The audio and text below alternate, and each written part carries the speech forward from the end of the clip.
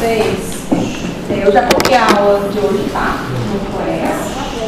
Eu vou colocar aqui para vocês, colocar não, né? Eu vou falar, eu vou ler um caso de uma paciente lá no consultório, tá? Para vocês me ajudarem. Tá bom? Que tem a ver com a aula de hoje. Aí vocês vão ver na prática como é fácil ser médico. Só que não, né? Bom, então, temos uma paciente de Dona Maria, tá? De 67 anos. A Dona Maria, deixa eu só baixar aqui. Quantos anos ela tem? 68, ela tem 67 anos, 10 meses e 30 dias. É um caso real, baseado em fatos reais. Deixa eu só voltar aqui. Bom, então vamos lá. A primeira consulta dessa paciente foi no dia 8 de 9 de 2023. A paciente de 67 anos. Ela é uma paciente branca, mora em Porto Velho, é divorciada, tem ensino médio completo, né? Ou seja, por volta de 12 anos de escolaridade. Ela é técnica em enfermagem, trabalha ainda, tá? Ela faz esquema de plantão, então ela trabalha no hospital de Porto Velho. E faz esquema de plantão, então 12, descansa 36, trabalha 12, descansa 36. Ela veio na primeira consulta acompanhada da filha por Daniela, tá? Então, quais eram as queixas dessa paciente? Ela chegou, né, a filha acompanhando, né, doutor, então, eu procurei, né, queria que minha mãe consultasse com uma geriatra, e aí encontrei, enfim, trouxe ela aqui, mas eu vim junto, porque ela é muito teimosa, e ela não queria vir, e eu aproveitei, eu não moro aqui em Porto Velho, eu moro em outro estado, e trabalho, né, tenho minha família, meus filhos, enfim, e venho periodicamente, agora eu vim, estou passando uns dias aqui com ela, e eu resolvi trazê-la aqui para alinhar algumas coisas, porque eu vejo que ela não está usando remédio nenhum, não está usando, né, está meio confuso lá. Então eu trouxe ela aqui para a gente ver o que pode melhorar, porque eu percebo ela muito irritada, sabe? E aí, conversando com a paciente, as queixas dela, né, eram assim. Ela perdeu um filho com Covid, tá? Na pandemia, não sei exatamente, agora não me lembro exatamente qual ano, mas ela perdeu um filho, então, na pandemia. Então, teoricamente, eles vão por há 3 anos, é algo recente, certo? Tem uma neta dela que está indo morar longe, então ela está sentindo bastante que essa neta morava com ela, né? E está se preparando para ir morar longe, no sul, trabalho, e quando ela conta isso, ela começa a chorar no consulta, a paciente, né? Começou a chorar.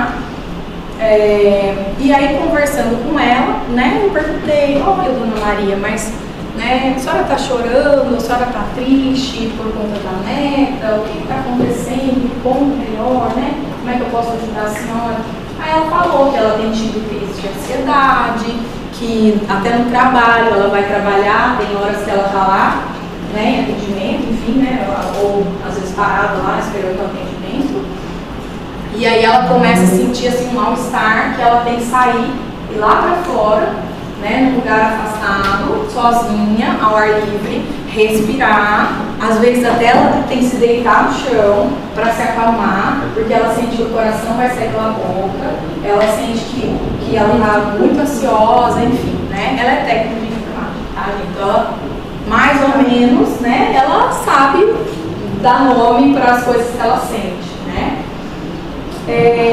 E aí ela falou que estava muito triste depois que o filho dela faleceu de Covid, foi muito súbito, que ela não pôde ver o filho dela pela última vez, mesmo sendo profissional da saúde. Ela teve que lidar com as notícias do falecimento do filho sem poder se despedir dele, sem poder ver lá o filho. sem poder, né, ter aqueles últimos momentos com o filho. Cada dia que ela ia lá era uma angústia, né, para receber o boletim da equipe, enfim. Então foi uma experiência muito traumática para ela. E além disso, ela vem lidando com essa ausência, né, com esse distanciamento da neta que vem em volta. Ela ainda trabalha, né, em esquema de plantão, trabalha 12, descansa 36. Ela falou também que não tem dormido bem, tem tido uma insônia de manutenção, principalmente porque ela se levanta muito à noite para ir ao banheiro. Então ela levanta às vezes 4, 5 vezes à noite, por noite, para fazer xixi.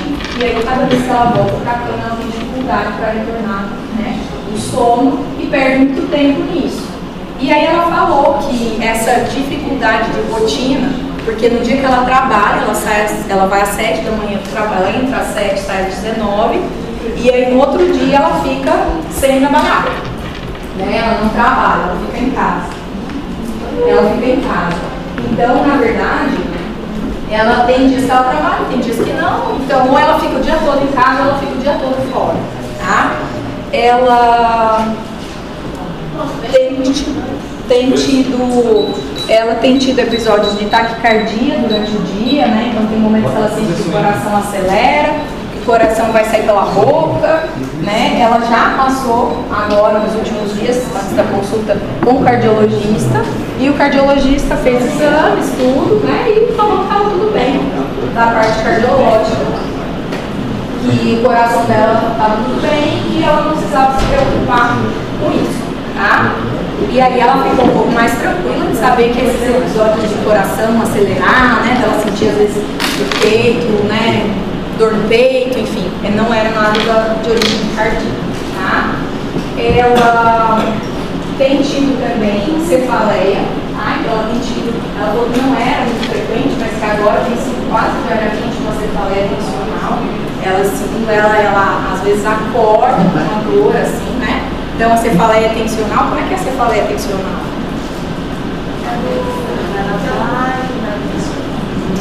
Então, é uma cefaleia, né, que tem uma duração, às vezes, né, geralmente um pouquinho mais prolongada. É uma dor que geralmente ela pode ser unilateral, né, sistema da região cervical. Às vezes eu consigo palpar, né, alguma região ali mais dolorosa.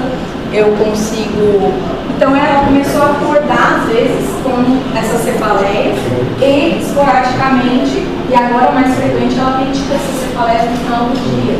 Ela chega em casa e com dor de cabeça, com essa cefaleia tensional. Ela também tem tido dores nos joelhos, né? Agora ela está melhor, ela está usando e está melhor atualmente.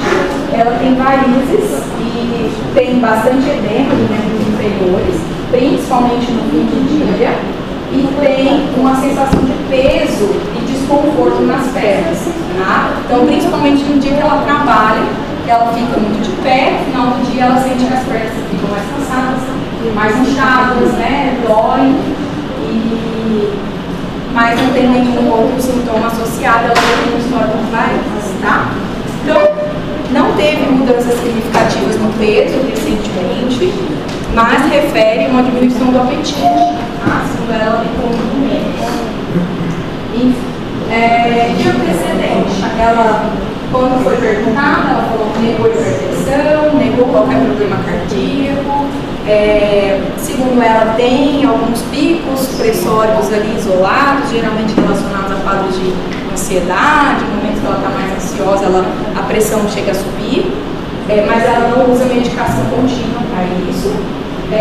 Negou dislipidemia, negou diabetes, negou hipotiroidismo, qualquer outra doença óssea. Ela tem uma provável, né, osteoartrite, uma artrose de joelhos, né, pela característica clínica ali da queixa dela. Ela tem ali um déficit de memória subjetivo, que ela falou, mas que, né, segundo ela, na prática, não tem afetado tanto a vida dela, mas ela referiu ali que ela anda meio esquecida, né? Tem ali um transtorno depressivo provável, né, que a gente precisa avaliar melhor. negou qualquer doença renal, qualquer antecedente oncológico. Ela teve Covid em 2023, não teve sintomas graves. Ela tem um quadro de constipação, fezes mais ressecadas, né, já de longa data, não teve uma mudança tão importante recente. Negou qualquer doença cutânea, qualquer outra alteração, não foi internada, né, não teve internação recente. E de cirurgias anteriores, ela fez uma apendicectomia, já operou as cataratas e uma cesárea. Ela só tem uma filha, que é essa que está na consulta, hétero, né? O outro faleceu, então ela só tem essa filha. De medicação, o que ela vem usando? Tá? Vitamina D, ela está usando vitamina D 50 mil unidades uma vez por semana, mas ela usa, às vezes ela para, daí ela usa por um tempo, aí ela resolve parar para o período, depois volta, né? Quando ela... Aí eu perguntei para ela, tá, mas a senhora chega a fazer exame, né, para ver, quando precisa voltar, precisa parar, não. Quando eu sinto que eu estou precisando, aí eu tomo por um período, aí tomo por uns meses, daqui a pouco eu paro, fico sem tomar tempo, e assim vai. Ok. Ela toma vitamina K2, tá? Um comprimido pela manhã, e está tomando cúrcuma, um comprimido, uma cápsula pela manhã também. De antecedente alérgico, ela é intolerante à lactose, tem um histórico de dermatite atópica, e hábitos de vida. Ela é sedentária, né? Em relação à alimentação, ela não come verdura, tem comido menos proteína, então não tem gostado muito de carne, tem sentido que a carne não tem saído muito bem, não come verdura, não tem hábito, fruta também é bem difícil, né? E não tem história de tabagismo, nem etilismo, nada disso. Mais aqui. Tá, de antecedente familiar, a mãe dela, cardiopata e diabético, né? Já faleceu, e tem uma irmã que teve câncer de útero. Fora isso, ela não se lembrou de mais nada. Ela mora sozinha atualmente, né? A neta morava com ela e acabou de se mudar. E hoje em dia o passatempo dela, né? Ela não tem atividade nenhuma de lazer, o passatempo dela é ficar lá. Tá? E aí, pensa que essa história foi bem difícil de coletar. Né? Eu estou aqui contando para vocês, em minutos eu contei tudo. Mas era assim, cada vez que eu fazia uma pergunta, ela tinha uma história para contar, né? Porque ela é aquele tipo de paciente que minimiza todas as queixas. Uma, porque ela não quer preocupar a filha, né? Porque a filha não mora aqui, vai embora, e aí depois vai ficar preocupada lá, enfim, né? Tal. E outra, porque ela não quer tomar remédio, tá? Ela toma vitamina só, mas ela não gosta de tomar remédio, nada disso. Ela é coisas mais naturais, tá? Beleza. Aí eu fui examiná-la, né? Ela estava com 66 quilos, 1,5 m, tá ali em sobrepeso. Exame físico não tinha mais nada alterado, assim, tinha um edema de membros inferiores, varicose, né? Não tinha nenhuma outra alteração, né? Assim, importante para o nosso caso. E aí eu fiz alguns testes com ela, fiz, né, o GDS com ela, o mini mental veio normal, o mini exame de estado mental veio normal, o GDS, o que é o GDS mesmo? GDS 15? Para ajudar? É depressão, isso. Então eu fiz ali o GDS, mas na verdade, né, nem precisaria, porque o paciente já começou a chorar, já disse que, né, enfim, a gente já tinha basicamente o diagnóstico ali, né, um transtorno depressivo, ansioso, crise de ansiedade, né, no trabalho, em casa. Ela falou que à noite, às vezes ela se acordava, né, com crise de ansiedade, e que ela tinha muito medo, porque ela estava sozinha em casa, tinha medo de passar mal, fazer alguma coisa. Então, a gente já tinha diagnóstico, mas fiz o GDS, mais para a gente acompanhar também depois, né, a população, conforme a gente iniciou o tratamento. E ela pontuou 9, tá? O que significa isso? Depressão.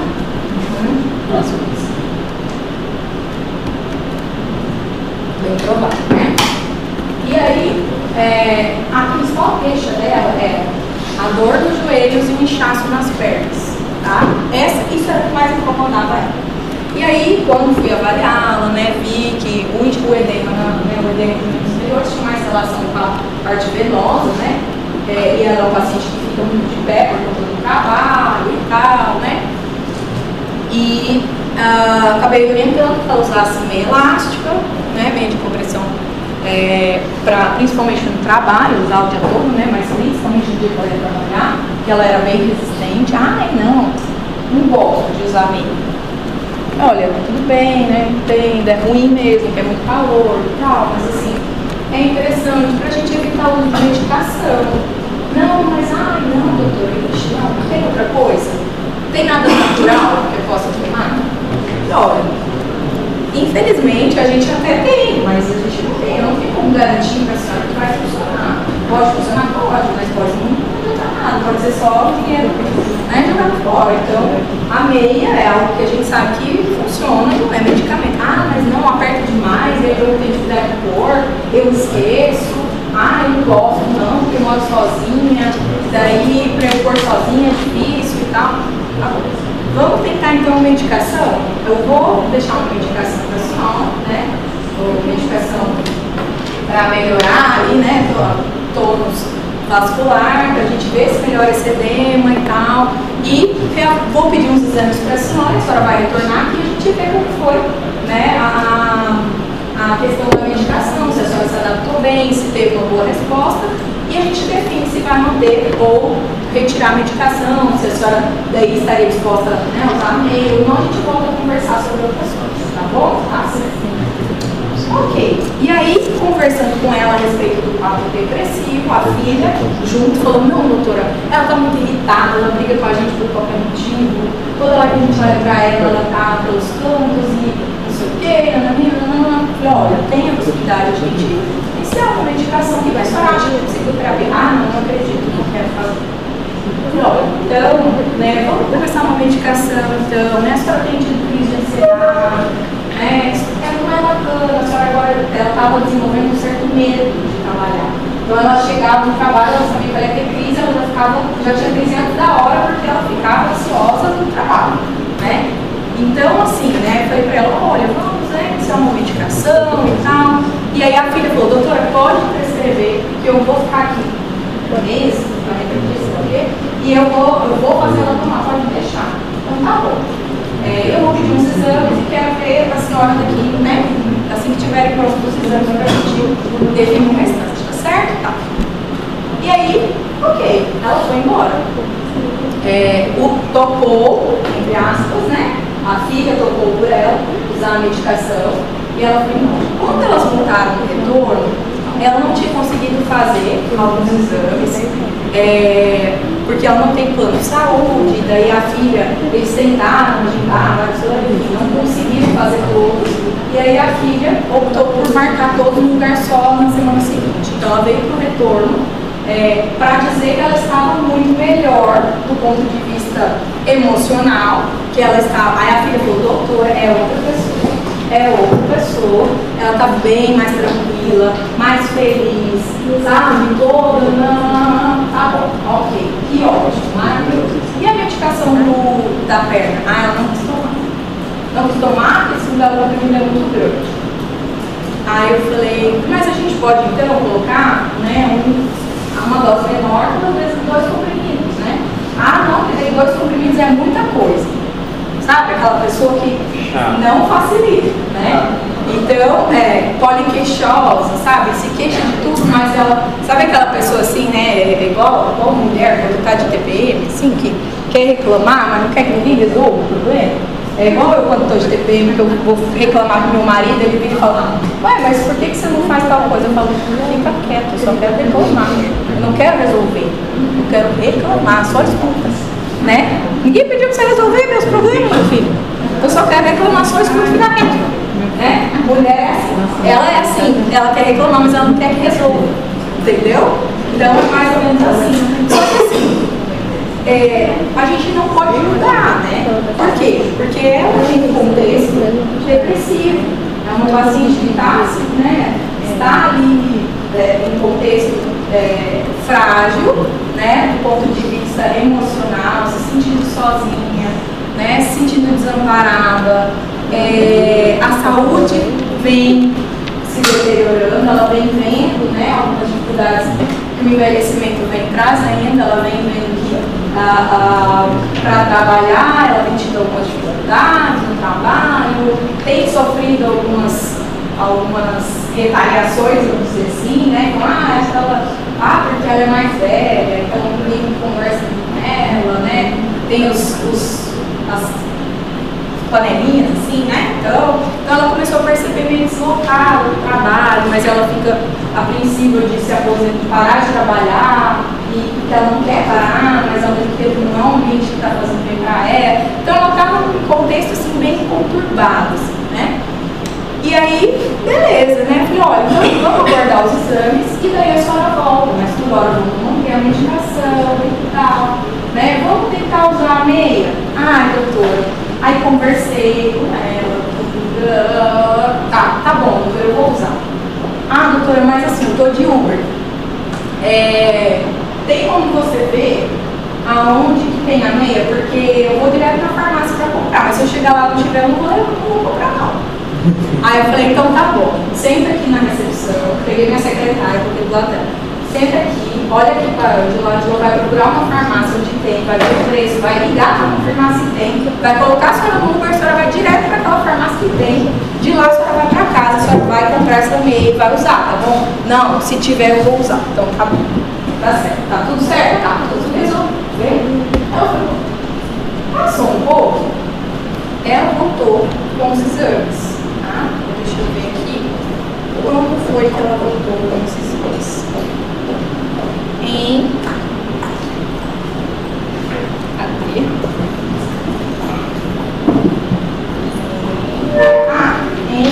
outubro, tá? Então, um mês e pouquinho depois.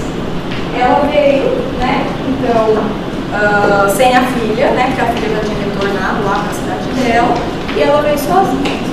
Então, né? Ela vinha tomando um comprimido, veio tomando, quando eu perguntei da meia, não usei. Não usei porque eu pus um dia, apertou demais, eu me irritei, já não quis mais usar. E aí eu comecei a tomar um remédio lá que a senhora tinha me passado, de novo. Aquele que era grande? Mas agora eu comprei uma outra marca, que ele é um pouquinho menor, então eu estou conseguindo tomar. Então, ótimo, que bom. Que bom, então, né? Continua tomando pra gente ver como é que vai ser a resposta. Quando a senhora começou ontem, pensei, meu Deus, né? Ainda não posso garantir que ela vai usar, né? Está usando há um dia, então torceremos para que ela use mais dias. Tá, e ela trouxe os exames. Os exames dela estavam assim. Hemograma normal, ela tinha uma hemoglobina indicada de 9,2. O que significa isso? Baixo, né? E ela tinha uma glicemia em jejum de 198. Jejum. Mas jejum mesmo. Jejum direitinho. Né? A função tireoidiana normal, ela tinha uma vitamina D de 40, né? Estava usando 50 mil uma vez por semana, reduzia a dose da vitamina D dela, foi manter a dose de manutenção, 14 miligramas por semana. B12 dela não estava boa, o restante estava tudo certo, ela tinha um colesterol total de 240, um HDL de 80, olha que maravilhoso esse HDL, e um LDL de 130. Tá? Restante dos exames, tudo, nada que chame atenção. Ela tinha ali um exame de urina, um EAS, com glicosúria. Jura? É glicosúria, por que será? Fora isso, não tinha mais nada, foi negativa, ela veio sozinha e aí a queixa dela hoje era a seguinte: boca amarga. Eu tô sentindo a boca amarga o tempo todo. E quando que começou? Depois que eu comecei a tomar esse remédio da perna, das varizes. Mas quando a senhora começou? Ontem. Mas faz quanto tempo a senhora está colocando a marca? Já tem uns dias. Mas então, como que a senhora sabe que é da medicação? Porque eu não tinha isso antes. Tipo, é nítido que a pessoa não quer tomar remédio, né? Ela não quer tomar remédio, ela não quer solucionar o problema, ela quer atenção, né? Ela quer reclamar, ela quer, né, movimentar os negócios. Acontece principalmente quando ela fica mais tempo sem se alimentar. Aí fica falando, mas a senhora fica, né? Tem ficado muito tempo sem se alimentar? Eu tenho comido muito pouco. Como é que tem sido a alimentação da senhora? Eu janto às 8 horas, no mingau, e aí eu só vou comer no outro dia às 9 da manhã no trabalho, que é o café da manhã.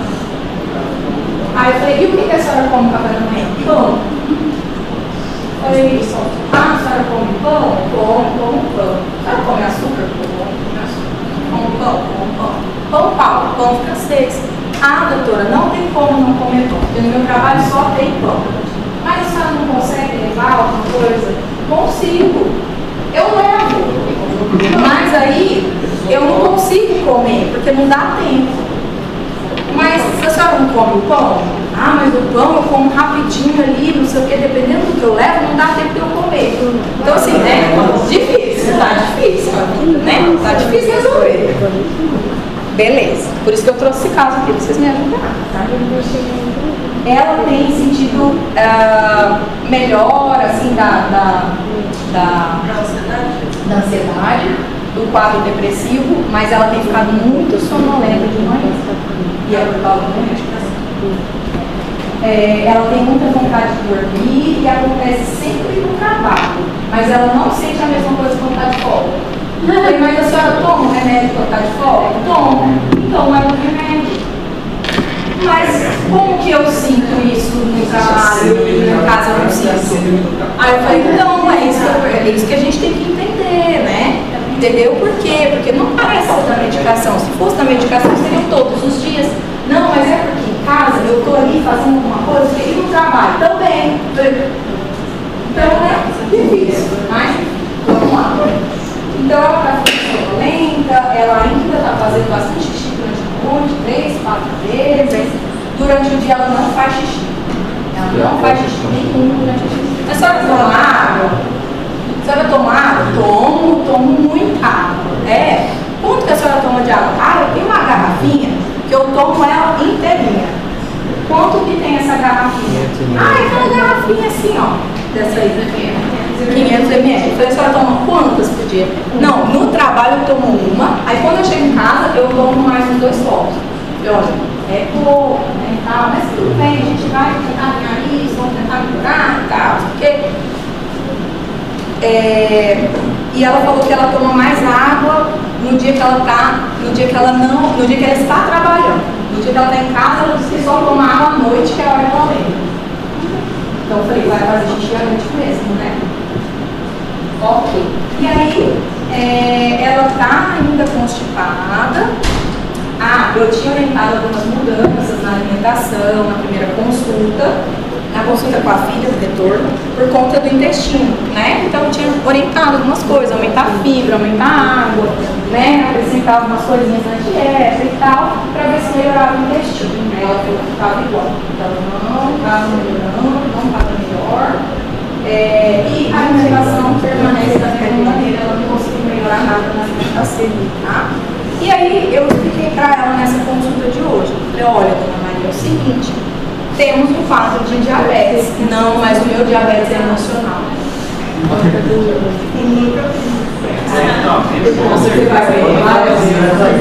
Aí eu falei, tá, como assim diabetes emocional? Né? Aí ela, gente, ela é técnica de enfermagem, tá? Ela não sabe que nós... Não, ela sabe, ela está cansada de saber. Mas ela quer justificar, ela não quer usar remédio, ela não quer tratar, ela não quer... Enfim, né? Então ela não quer usar remédio, né? Ela quer alguma coisa natural, ela quer a solução mais fácil de todas, né? Olha, a senhora toma aqui essa erva da sumica, que vai usar sumica, né? Essa sumica aí conhecida de todo canto. Eu quero conhecer ela. Eu quero conhecer Esse dia da minha sogra, ela foi lá na Sumica comprar mel. Ela falou assim, amiga, eu entrei assim. Ninguém tá me vendo entrar aqui. Porque essa Sumica, Jesus amado. Não que não tenha fundamento, mas assim, ela prescreve as coisas como se fossem milagres. Os pacientes compram ideia e saem de lá se qualquer É um lugar que tem um monte de erva. Erva de tudo você quer, vai na Suíça. É bom. É um shopping, é um shopping. É um shopping Isso aí também, mas a bebida da minha família Vale ervas ali no centro. Não, professora, o meu sogro, ele achou lá a cura da diabetes. Sim, mas essa paciente também encontrou. É o chá do quiabo, de alguma coisa assim. Essa paciente, eu orientei algumas mudanças, né, na alimentação, falei pra ela, né, gente, juro, eu fiquei umas 2 horas conversando com ela. Ela sempre, quando ela vai no consultório, reserva 2 horas de consulta. Por quê? Porque uma coisa que seria uma orientação ali, uma medicação, uma orientação e tal, para uma pessoa, né, que não tem um quadro depressivo, que não tem ali uma certa resistência, é mais tranquilo. A pessoa compra a ideia, né, até tenta, ela pode não conseguir, mas ela tentou e ela, né. Mas quando a pessoa já vem com vários empecilhos, com várias justificativas, com várias coisas assim negativas relacionadas, você já sabe, ela não vai usar. Ou ela vai usar e não vai melhorar. Não, porque ela não quer melhorar, não vai melhorar. O remédio funciona todo, não vai funcionar para ela. Então, assim, é um negócio estressante, assim. Mas, por outro lado, quando a gente consegue alguma coisa desse tipo de paciente, é muito gratificante. E aí, eu conversando com ela, falei, olha, né, a gente precisa mudar um pouco a alimentação, a gente precisa acrescentar alguma atividade física no dia da senhora. Por quê? O colesterol está alto. Mas não está tão alto, né, que a gente precisaria, por exemplo, entrar já de cara com medicação para baixar o colesterol. Não, eu não vou tomar medicação para colesterol. Mas, então a gente precisaria ajustar algumas coisas. Aí fiz um inventário, tudo que ela come. Vamos tentar reduzir aqui, vamos tentar colocar isso aqui ao invés dali, vamos aumentar aqui, não vamos ficar tanto tempo sem comer, né, porque isso não é bom. Come nem que seja uma fruta. A senhora consegue acrescentar uma fruta no dia? Consigo. Qual fruta a senhora gosta? Banana. Pronto, é uma banana que a senhora vai comer. Quantas bananas a senhora quer comer? 3. Então a senhora vai comer 3 bananas. Que horas? Tal horário. Então é nesse horário que a senhora vai comer as 3 bananas. Qual banana a senhora gosta? Tal banana. Então tá ótimo. É isso que a senhora vai comer. Em vez do pão, tá? Tá bom. Aí falei, e atividade física? Eu não tenho tempo. Mas no dia que a senhora não trabalha, a senhora não consegue fazer uma caminhada, né? Meia hora. Que seja. Meu bairro é muito perigoso. Mas perto lá da casa da senhora, não tem um parque, não tem um local onde a senhora possa ir de dia, né? Durante o dia, dar uma volta, que seja 10 minutos, que seja, na quadra, volta da quadra, uma vez por semana. A senhora não consegue arrumar 10 minutos uma vez por semana? Ai, doutora, eu não gosto de caminhar porque meu joelho dói. Falei, olha, tudo bem. E água? Exercício na água? Não gosto de água. Sem paraquedas.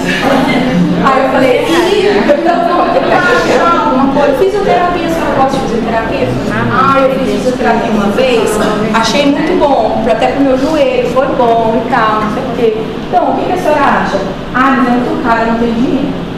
Aí a filha dela tinha falado que a filha dela tem uma condição de financeira, falou, doutora, pode passar o que você quiser, vamos dizer assim, né? Lógico que pode passar o que for preciso, se tiver alguma medicação melhor, que seja um pouco mais caro, não tem problema, pode passar que eu mando para ela o dinheiro por mês, eu ajudo, eu vou, né? Tá. Eu só quero que ela trate, que ela faça tudo direitinho. Ok. Aí eu falei pra ela, mas uma vez por semana a fisioterapia, o que a senhora acha? Mas aonde que é? Eu falei, a gente tem que procurar um lugar. Mas perto da minha casa tem alguma coisa? Eu falei, olha, a gente tem que procurar. Aonde que é? Eu falei, é porque eu não tenho carro, eu só ando de Uber, e aí vai ficar muito caro. Eu falei, olha, né? Então assim, tudo é um problema, né? Ok, então vamos achar uma outra coisa. A senhora consegue fazer exercício em casa, sozinha, só a senhora? A senhora acha que a senhora consegue? Ou a senhora não vai aderir muito bem? A senhora acha que vai ficar inventando desculpa? O que vai acontecer? Não, eu consigo. Então eu vou passar uns exercícios para a senhora, uma cartilhazinha de exercícios para fazer sozinha, só a senhora, em casa, não tem desculpa, não precisa sair de casa, não precisa pôr roupa para sair, não precisa tomar banho, não precisa fazer nada, né? São exercícios simples, a gente começa por eles, uma vez por semana. Se a senhora conseguir fazer 5 exercícios uma vez por semana, pronto, já estamos felizes. Então tá bom, eu vou fazer, pode passar. Passei a cartilha para ela. Então tá, doutora, eu vou fazer, mas eu não quero tomar remédio para diabetes. Eu falei, olha, dona Maria, é o seguinte, com esse exame da senhora, eu não tenho dúvidas que a senhora é diabética. Não, doutora, mas minha diabetes sempre foi assim. E é sempre quando eu estou nervosa. Falei, olha, dona Maria, tudo bem, quando a gente fica nervoso, quando a gente não está bem, né? Descompensa um pouco, né? Mas dificilmente descompensaria nesse ponto. Descompensaria a esse ponto de fazer uma hemoglobina glicada de 9,2. Isso é diabetes, eu não tenho dúvida disso. Não, doutora, mas eu não quero tomar remédio. Aí eu vou ver alguma coisa que eu tenho em casa, algum chá, porque sabe o que eu tenho feito? Tenho usado vinagre. Eu tomo vinagre de maçã todos os dias e o meu colesterol já deve ter baixado, porque eu já senti que eu estou melhor. O vinagre funciona, o remédio não.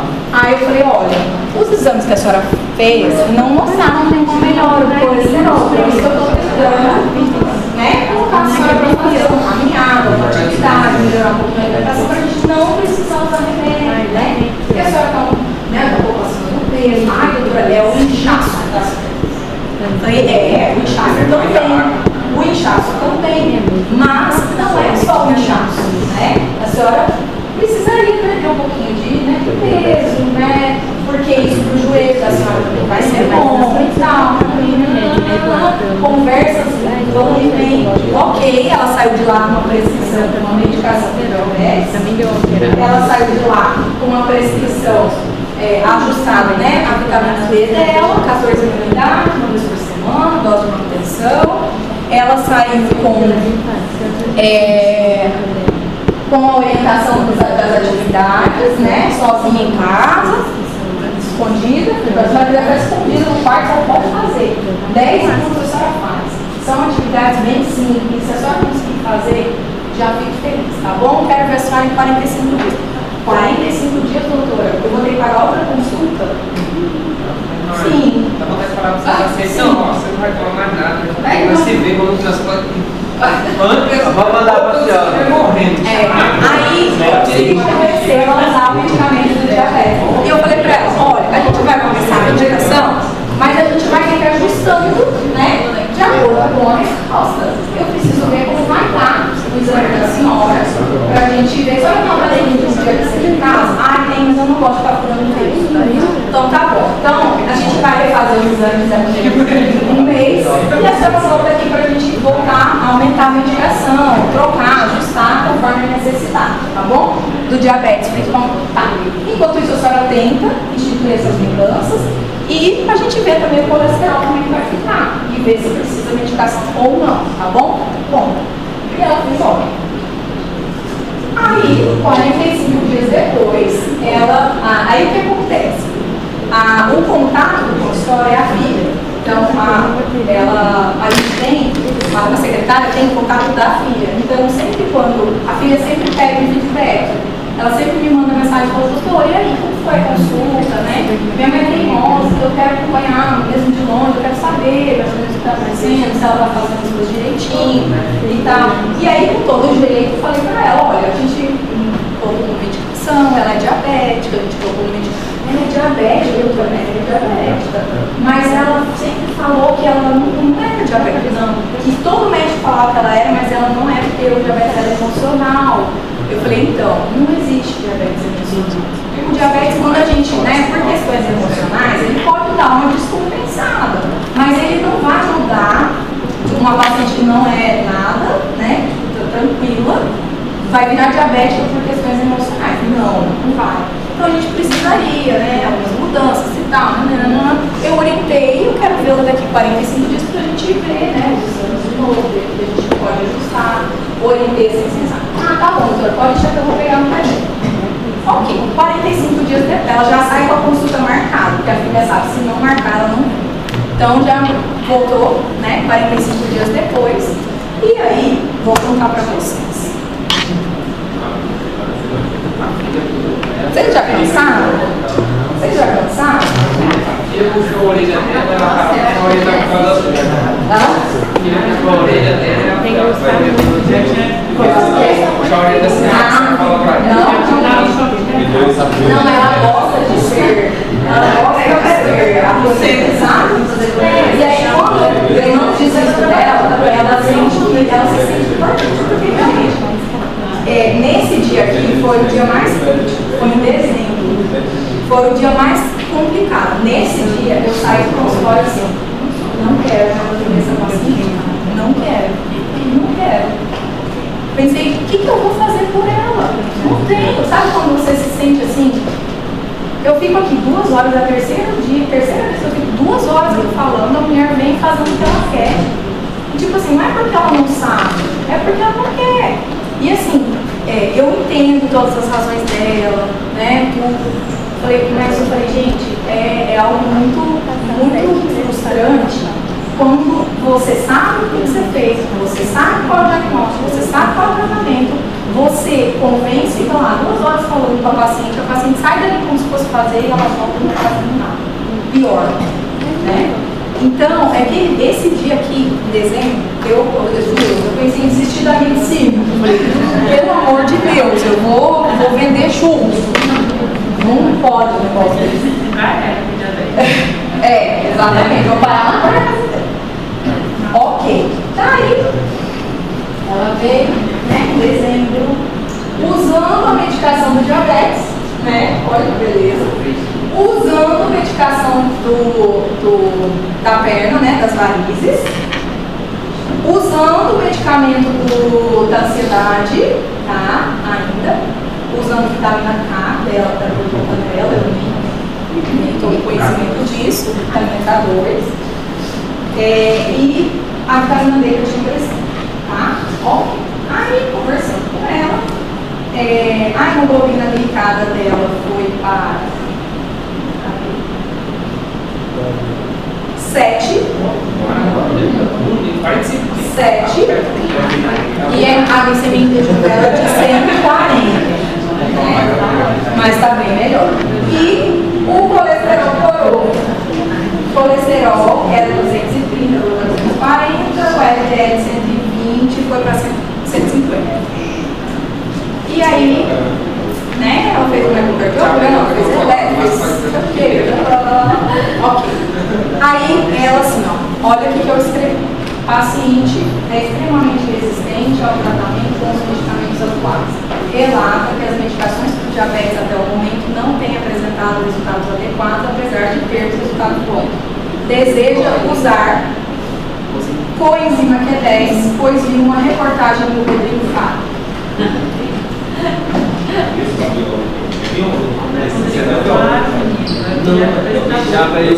Deseja parar o uso do antidepressivo, pois sente-se bem e não tem apresentado mais os sintomas que motivaram o seu uso. Quando orientada que provavelmente não sente mais os sintomas devido à medicação, a mesma discorda e mesmo assim deseja parar o medicamento das varizes, pois não percebe nenhuma melhora, mas aceita voltar a usar a via elástica. Né? Aí ela veio e falou assim pra mim: doutora, eu quero usar uma vitamina. Qual vitamina? Uma vitamina que cura o diabetes. Qual é? Eu não lembro o nome, mas tá, eu vou te mostrar aqui o vídeo do Rodrigo. Olha aqui, ó, olha esse vídeo, ó. Eu até salvei aqui para eu mostrar para a senhora quando eu viesse.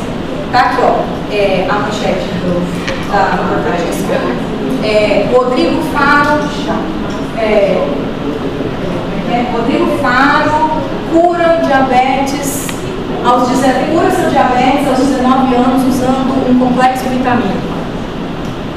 Aí eu falei, qual que é o complexo vitamínico? Coenzima Q10. Falei, qual é o sentido, será, né? Qual é a fisiopatologia ali do, né?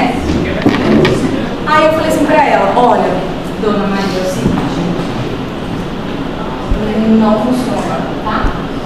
Difícil, né, falar isso para a senhora, mas a senhora é da área da saúde.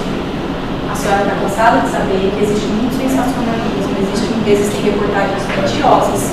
A senhora abriu a reportagem para ler? Porque eu não acredito que o Rodrigo Fábio é uma pessoa de exposição, né, exposição mundial, ele ia colocar a cara dele numa reportagem e falar que ele pulou a prova de diabetes usando coenzima Q10, uma coisa que é mentira. Não, mas está escrito aqui, ó. Abra a reportagem e nós vamos ler juntas essa reportagem. Resumindo, não era nada disso. A reportagem era a seguinte: ele, aos 19 anos de idade, estava sobrepeso, ele descobriu que estava pré-diabético e ele tinha que mudar o estilo de vida. O que ele fez? Começou a usar coenzima Q10 sob a orientação de um médico X, e isso deu energia para que ele mudasse o estilo de vida dele, passou a fazer atividade física, passou a mudar a alimentação e curou o pré-diabetes dele. Olha a diferença do que uma manchete pode fazer. Eu falei assim para ela: o que a senhora acha agora da reportagem? Ah, mas eu quero usar.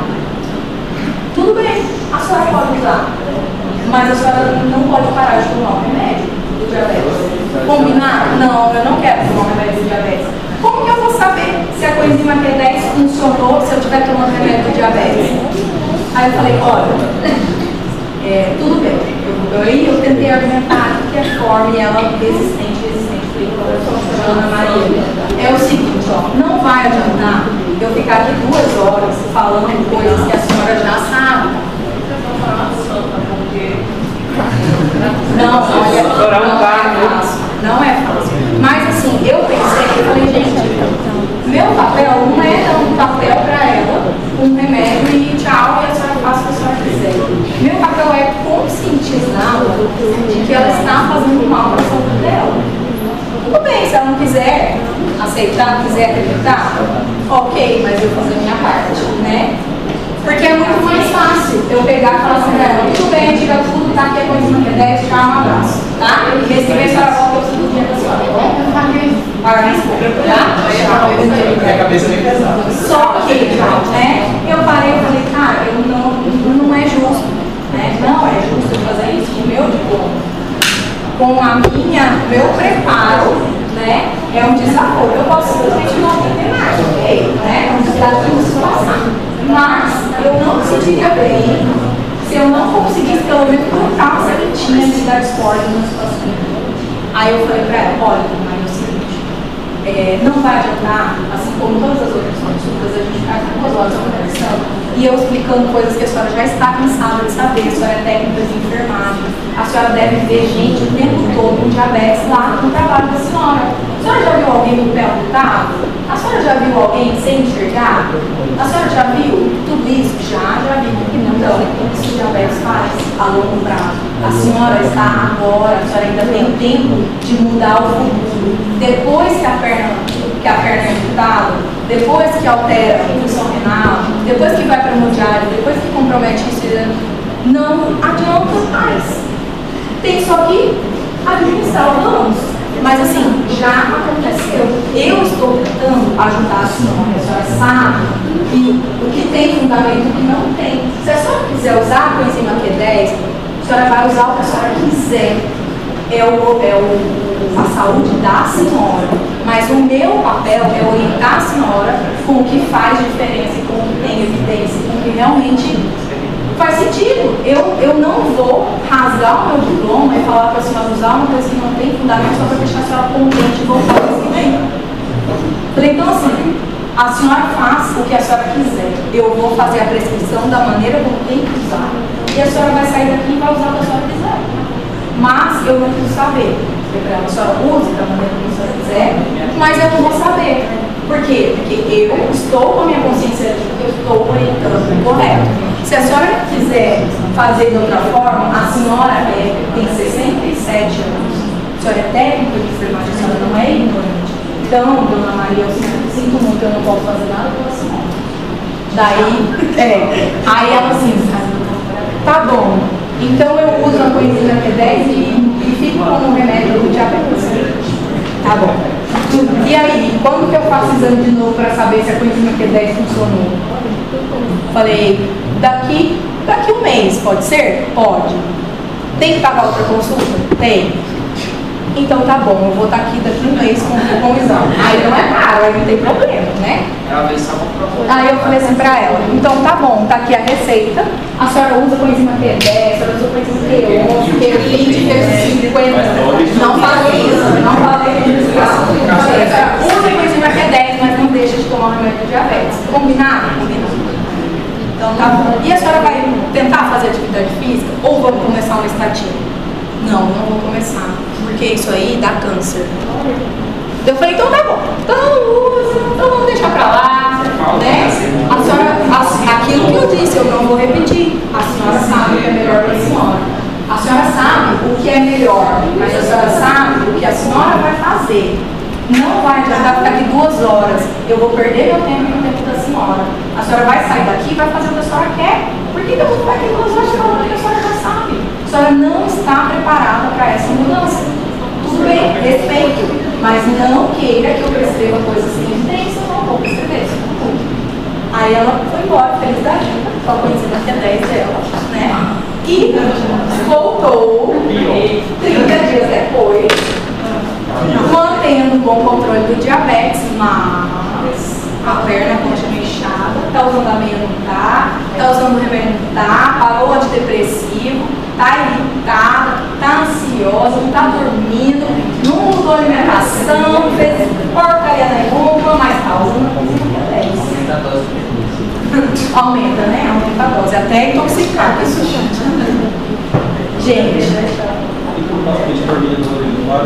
Não, nossa senhora. Metformina, na primeira consulta ela falou, eu não vou usar metformina.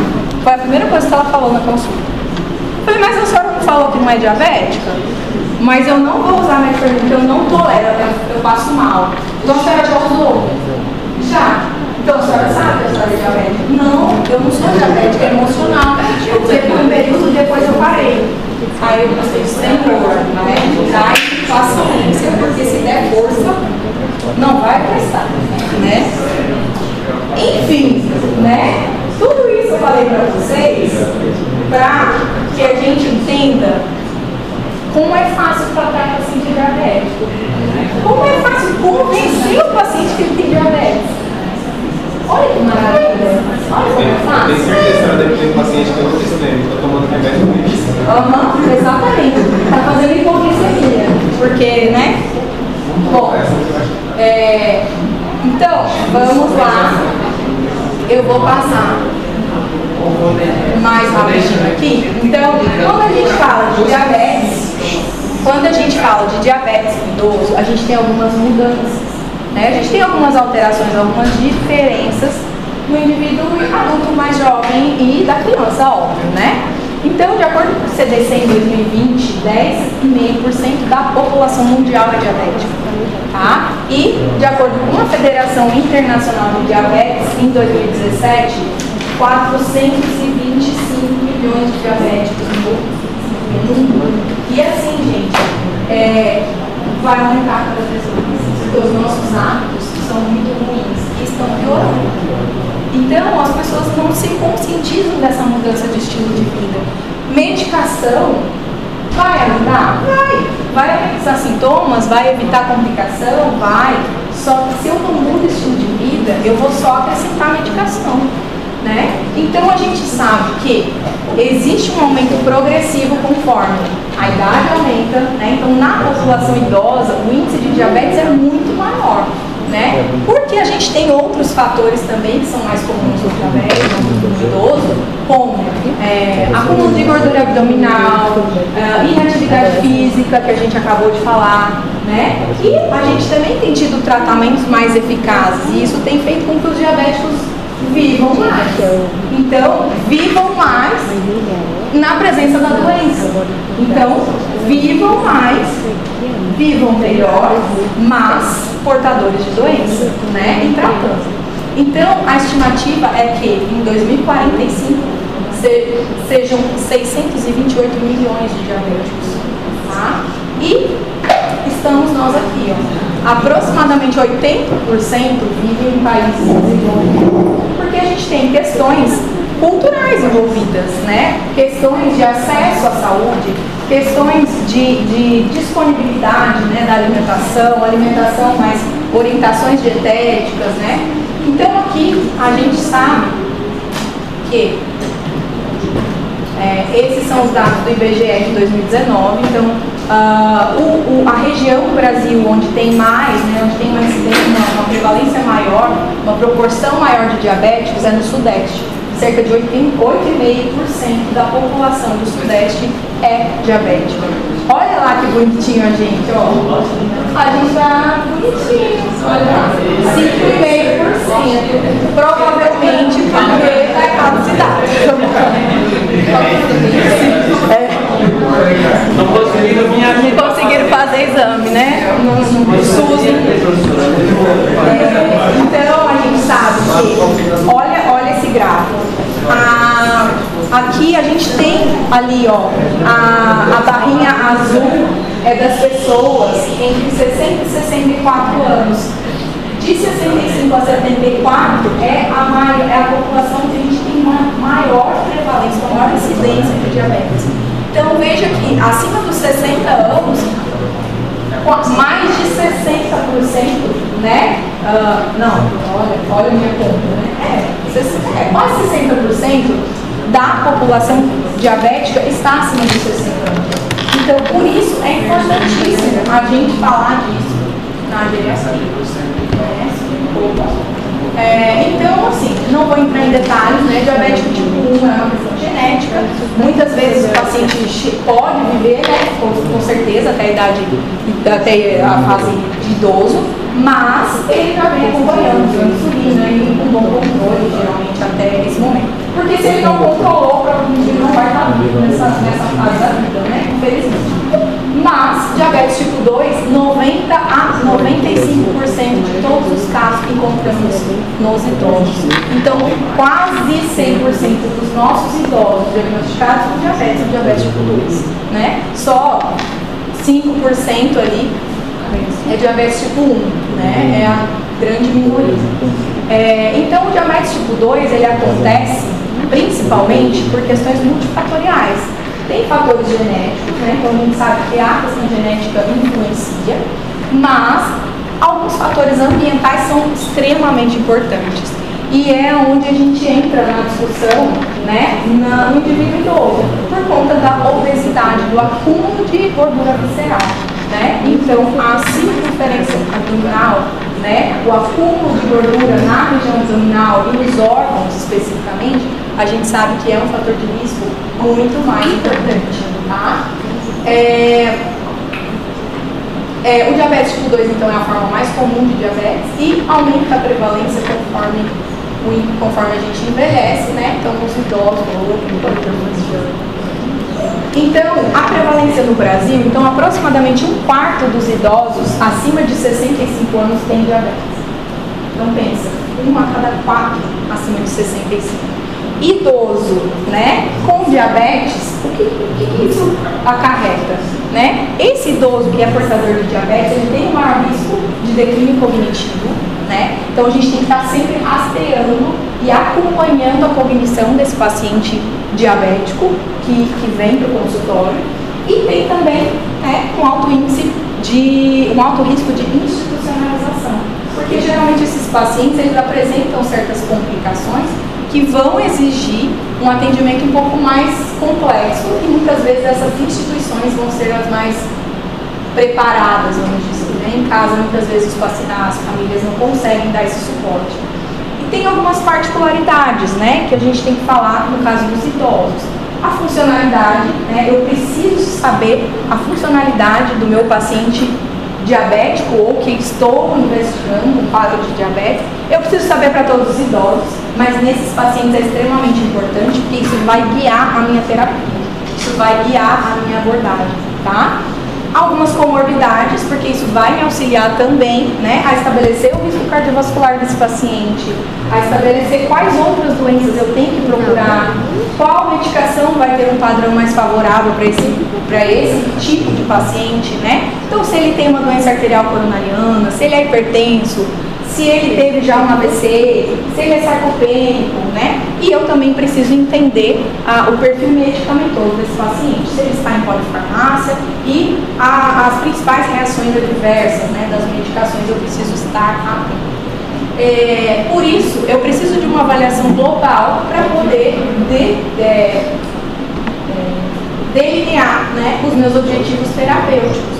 Porque nesses pacientes a gente sabe que aumenta a mortalidade e aumenta a permanência hospitalar. Então, esse aqui é o último consenso da Sociedade Brasileira de Diabetes, que se vocês forem no aplicativo, na loja lá, na loja dos aplicativos, tanto iOS quanto Android, existe o aplicativo da SBD de diabetes, tá? Que tem todo o consenso lá e vocês podem consultar por faixa etária. É bem bacana o aplicativo, tá? É o último consenso. E lá tem, inclusive, os níveis de evidência, quais são as questões relacionadas ao diagnóstico, as medicações, as metas terapêuticas, né? Então é importante, é interessante lá o aplicativo para vocês consultarem. Mas dá para consultar também no site, tá? Se vocês colocarem no Google lá, já aparece. Então, o que a sigla é? Reações adversas dos medicamentos. Bom, então, quando a gente pensa em diagnóstico, quando que eu vou rastrear, quando que eu vou pensar, né, em diagnóstico para esses meus pacientes? Quando o indivíduo é assintomático, né, eu tenho que usar como critério diagnóstico de diabetes a glicemia em jejum maior ou igual a 126, a glicemia 2 horas pós-sobrecarga, que é o TOTG, né, 75 gramas de glicose, igual ao superior a 200, ou a hemoglobina glicada maior ou igual a 6,5. É necessário que 2 desses exames estejam operados na mesma amostra, tá? Então, sempre quando eu penso em diagnóstico de diabetes no paciente, eu tenho que pedir 2 desses exames. Eu não posso pedir um só não me dá diagnóstico.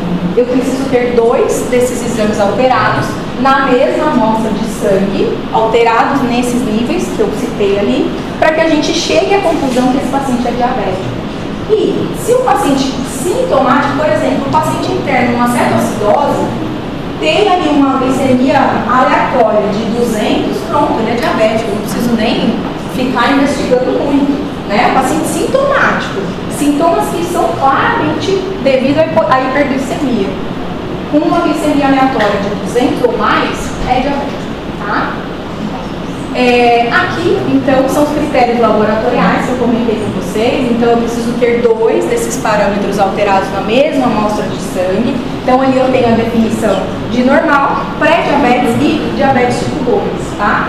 Para diagnóstico, isso não difere, tá? Então, aquilo que vocês aprendem no endócrino para diagnóstico, no idoso, funciona da mesma maneira como eu quero fazer diagnóstico. O que vai mudar é a meta terapêutica, tá?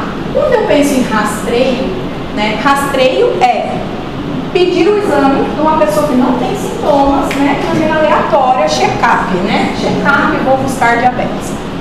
É recomendado o rastreamento para todos os indivíduos com 45 anos ou mais, mesmo sem fatores de risco, ou, né, os indivíduos que tenham sobrepeso, obesidade, que tenham pelo menos um fator de risco adicional para diabetes.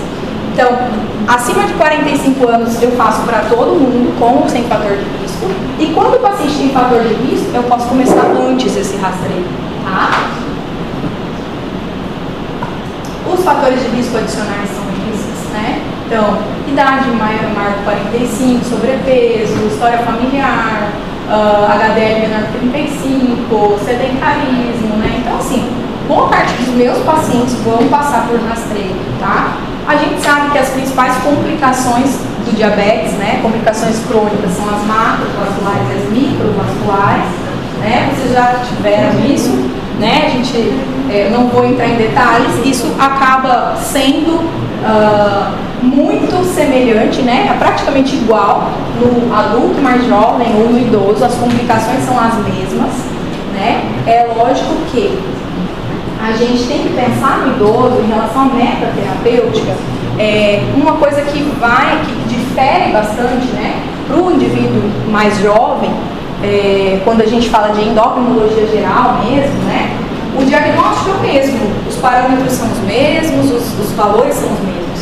Mas o que vai diferir é que eu tenho que colocar na balança, como tudo na geriatria, né? Ok, fiz diagnóstico de diabetes. Quem é esse meu paciente? Né? Se eu tenho um paciente de 70 anos, robusto, ativo, que se alimenta bem, né? Aquele idoso exemplo, eu vou focar de uma maneira no tratamento. Eu posso usar talvez medicações mais agressivas, entre aspas, medicações com um perfil diferente. Eu posso considerar uma expectativa de vida maior para esse paciente, porque ele tem uma condição, ele só é diabético, vamos dizer assim, né? E se eu controlar bem, ele vai levar a vida como se não fosse, né? Mas se eu pego um indivíduo, sei lá, 80 anos, frágil, acamado, gente, o que eu quero para esse paciente? Eu quero que ele fique com a glicemia em algum momento. Eu quero que ele fique ali, tranquilo, eu não vou vir gritar. Não, gente. O risco, às vezes, de hipoglicemia nesse paciente é muito mais deletério do que os riscos de hiperglicemia a longo prazo. Esse paciente, muitas vezes, ele não tem longo prazo. Muitas vezes, o objetivo é pensar agora, né? Então, quando o paciente tem uma expectativa de vida mais limitada, eu tenho que pensar nos riscos de agora. Às vezes, eu não vou colocar tratamento para esse paciente, mesmo tendo diabetes. E aí faz a confusão. Não sou diabético, né? Porque o médico falou que eu não preciso tratar, então quer dizer que eu não sou diabético, né? Não é bem assim, né? Então aqui são algumas considerações, isso tudo está no consenso, tá? São algumas considerações sobre as principais medicações que a gente utiliza. Elas não são diferentes, são exatamente as mesmas medicações para o adulto mais jovem. Só que a gente tem algumas particularidades no idoso, porque a gente entra, né, nessa questão do indivíduo frágil, do indivíduo que às vezes tem um risco grande de hipoglicemia e que às vezes o tratamento ele vai causar mais prejuízo do que benefício, porque qual é o objetivo do tratamento do diabetes? É amenizar sintomas hoje, ok, amenizar sintomatologia atual, então ele fazer lá 500, 600 de glicemia e desenvolver uma certa acidose, um estado hiperglicêmico, ou evitar complicações, mas principalmente, na maior parte das vezes, evitar complicações futuras, complicações a longo prazo. Quando eu penso no idoso, eu tenho que pensar quanto que é esse longo prazo para esse idoso que eu estou atendendo. Esse paciente vai viver 10 anos? Esse paciente, lógico, né, não tem bode principal, mas é lógico que a gente tem alguns perfis de pacientes que a gente vai ser um pouco mais agressivo, que a gente vai querer metas menores. Tem pacientes que a gente já solta um pouquinho a rédea, porque se eu forçar demais, ele vai fazer hipoglicemia. E é um paciente que às vezes já tem tantas dificuldades, tantas questões, tantos sintomas, tantos comprometimentos, que eu vou só agravar mais o quadro atual desse paciente, pensando em evitar um risco que daqui a 10 anos possa acontecer, né? Contra uma coisa que com certeza vai acontecer agora, tá? Então, a gente sempre vai usar a metformina quando for o paciente mais gordinho, né? A gente vai evitar a metformina para os pacientes frágeis, né? Sempre preferir no idoso o risco de hipoglicemia é maior, tá? Então a gente sempre vai preferir todas as medicações do diabetes de liberação prolongada, né? Então XR, MR, aquelas siglazinhas lá de liberação prolongada, por exemplo, o Grifage XR, que é a metformina de liberação prolongada, sempre. Por quê? Porque o fato de ser de liberação prolongada vai evitar que faça picos. E esses picos, geralmente, no paciente idoso, é onde o paciente vai fazer hipoglicemia. Então, eu sempre tento usar, né, aqueles medicamentos de liberação prolongada, tá? Eu sempre, né, vou substituir ou reduzir a dose quando tiver intolerância, assim como para todo paciente mais jovem, né? E eu tenho que sempre estar monitorando a vitamina B12 desse paciente que usa metformina, porque existe uma dificuldade de absorção da vitamina B12 nesses pacientes que usam metformina de maneira crônica, tá? A gente tem os inibidores da DPP-4, né? Que a gente também tem que pensar que o idoso ele tende a ter uma função renal mais reduzida, então a gente tem que pensar nas medicações que são contraindicadas para uma doença renal, né? Então, nesse caso, né, o inibidor de DPP-4, a gente tem que evitar para pacientes cardíacos, né, cardiopatas. Os agonistas do GLP-1, eu sempre vou usar preferencialmente naqueles pacientes em sobrepeso, porque ele vai alterar, né, o apetite muitas vezes e vai, como ele atua no trânsito, né, no trânsito gastrointestinal, a gente vai ter uma redução de apetite e uma perda de peso. Para alguns pacientes é bom, mas não é para todos os idosos, né? Porque eu posso perder peso e fragilizar esse paciente, né? Então eu só vou usar para alguns idosos que tenham sobrepeso, né? E que tenham doença cardíaca, né? Doença cardiovascular aterosclerótica clínica ou subclínica. A gente tem usado muito, tá, esses agonistas do GLP-1 por conta do risco cardiovascular. É uma medicação extremamente boa, só que eu tenho um perfil de pacientes que muitas vezes eu posso fazer mal, né? Então eu tenho pacientes, principalmente as medicações glicosúricas, principalmente as medicações glicosúricas, vão induzir candidíase de repetição nesses pacientes que já têm uma imunidade mais comprometida. A higiene nem sempre no idoso é adequada, né? Então, às vezes, o próprio paciente se limpa, ele tem algum comprometimento, então não vai fazer aquela higiene bacana. E pelo fato de, né, eliminar uma urina doce, né, rica em glicose, eu vou aumentar o risco de infecção urinária, né, nesses pacientes, principalmente nos incontinentes, e risco de candidíase, né, infecção fúngica de repetição. Então eu tenho que me atentar a isso, né? Talvez um indivíduo jovem, eu não vou nem pensar nisso, né? Eu vou lá botar a medicação e pronto, né? Porque a chance, né, de acontecer isso é pequena, mas nos idosos isso se torna bem importante, tá? Eu já tive vários pacientes que eu tive que trocar a medicação, né, que por ser glicosúrica o paciente vinha fazendo infecção urinária de repetição, porque muitas vezes é um paciente incontinente, né, então ele não vai ter a higiene adequada, ele não vai, né, ele já tem às vezes uma bexiga neurogênica, ou já tem ali uma incontinência urinária de esforço, uma incontinência urinária de urgência, e aí isso vai já dificultar essa aderência, né? Porque o paciente vai apresentar infecção urinária de repetição. Aqui são as metas glicêmicas que os meus objetivos, né, de meta glicêmica para os meus pacientes idosos. Então, aquilo que eu disse, o diagnóstico é o mesmo, é a mesma coisa. Só que eu só vou definir quando eu vou tratar e até quando eu vou chegar de glicemia, né, para definir que esse paciente está bem controlado, de acordo com essa tabela, né? Então, se é um paciente saudável, que é a linha verde, qual é a minha meta, né? A minha meta é uma hemoglobina glicada abaixo de 7,5, né? Veja, eu não quero uma hemoglobina glicada de 6. Não quero. Se o paciente for robusto e tiver uma hemoglobina glicada de 6, maravilha, o senhor está ótimo. Mas se é um paciente que eu estou iniciando o tratamento, eu não preciso ter um controle tão rigoroso assim, né? E a meta de glicemia em jejum de 80 a 130 e glicemia 2 horas pós sobrecarga de glicose menor que 180. Quais são os meus objetivos nesses casos? Reduzir o risco cardiovascular, reduzir complicação microvascular, evitar hipoglicemias, preservar a nutrição e o estado nutricional do paciente, preservar a funcionalidade e prevenir sarcopenia.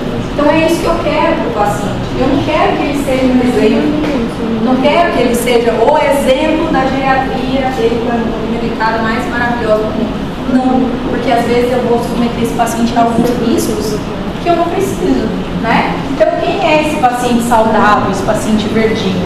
É aquele que tem uma expectativa de vida normal, que não tem limitação nas suas atividades diárias, que não tem tantas comorbidades, né? Que tem ali uma sarcopenia mínima ou até, né, ausente, força muscular preservada, não tem grandes riscos de hipoglicemia, né? Não tem doença cardiovascular e nem alteração cognitiva. No amarelo é o paciente frágil ou comprometido. Então, nesse caso, eu solto um pouquinho mais a rédea. Eu quero uma hemoglobina glicada abaixo de 8. Tá? Esse paciente já é aquele paciente um pouquinho mais debilitado, mas que ainda tem uma expectativa de vida razoável. Ele não é aquele paciente é um paciente que eu vou pensar assim, bom, ele não é o exemplo, mas ele também não vai morrer nos próximos meses, né? Provavelmente, lógico que, né? Salvas fatalidades, né? É um paciente que não é paliativo, não é um paciente em fase final de vida, não é um paciente muito comprometido, mas também não é aquele robusto, né? Super independente, super saudável, tá? Então, nesse caso, eu só quero controlar a glicemia dele, evitar algumas complicações, evitar a hipoglicemia, né? E naquele muito comprometido, que já é aquele paciente com expectativa muito curta, tem já um câncer metastático, paciente em cuidados paliativos, doença crônica irreversível grave, uma demência grave ou um paciente terminal. Nesses pacientes, gente, eu não quero nada, eu quero qualidade de vida. Então eu só quero evitar, né, hipo ou hiperglicemias muito extremas, porque isso vai trazer sintomas e complicações imediatas para aquele paciente, né? Então eu quero uma hemoglobina, uma glicemia em jejum entre 100 e 180, tá ótimo. Eu não quero, eu só vou evitar hipo e hiperglicemia, só isso. Aqui são algumas estratégias de tratamento, né, de acordo com as medicações. Então, assim, só para vocês entenderem aquilo que a gente comentou por medicação. Então, se é um paciente que tem uma hemoglobina glicada menor que 10 e tem um IMC mais baixo, eu vou priorizar essas medicações que estão ali. Se eu tenho um IMC maior, eu vou priorizar outro tipo de medicamento. E assim a gente vai ajustando. Muitas vezes, nos idosos, a gente acaba iniciando até antes da hora com a insulina. Porque a insulina, ela é anabólica. Então, ela ajuda no ganho de massa muscular, né? Um paciente que está desnutrido, muitas vezes. Então, às vezes, mesmo o paciente não estando tão descompensado do diabetes, se é um paciente mais frágil, eu posso iniciar a insulina já, de uma vez, né? Pensando principalmente nesse efeito anabólico. Depois que eu estabilizo, eu posso passar para a medicação oral, por exemplo, né? Então, às vezes, os pacientes têm essa coisa assim, né? Depois que chega na insulina é porque não tem mais jeito, né? Estou morrendo, né? Igual morfina. Morfina e insulina é o fim da linha, né?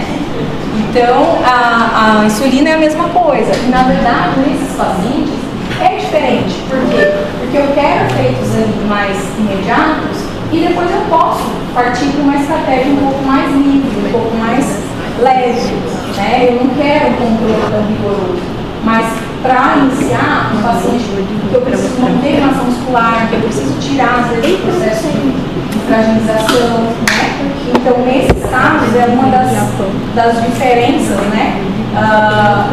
Ali, por exemplo, ó, na última coluna, na penúltima e na última, né? Eu tenho uma hemoglobina glicada alterada, que eu vou tratar muitas vezes, mas muitas vezes a minha primeira opção no idoso vai ser insulina mesmo em glicadas menores, né? Por conta desse efeito anabólico.